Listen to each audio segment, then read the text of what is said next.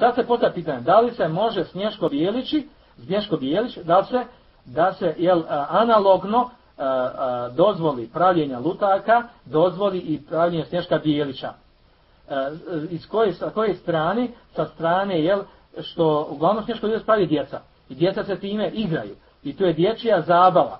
I ako pravi veliki ljudi, pravi to djeci, da bi se djeca time igrala.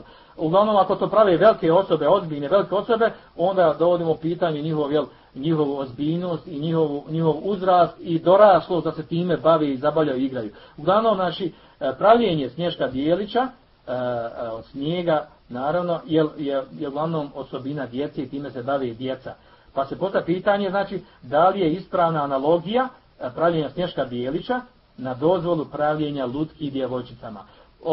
Ono čemu ja naginjem, ishodno hilafu malikijskog šafijskog mezheba, je da je bliže, da je dozvoljeno, pošto je to osobina da se time igraju djeca, a s obzirom da je došlo izuzetak za djecu, za djevojčice pravljenje lutki, da je dozvoljeno pravljenje Snješka Bijelića sa te strane analogno na dozvolu pravljenja lutki, sa strane da je to zajedničko i tome da se time igraju djeca.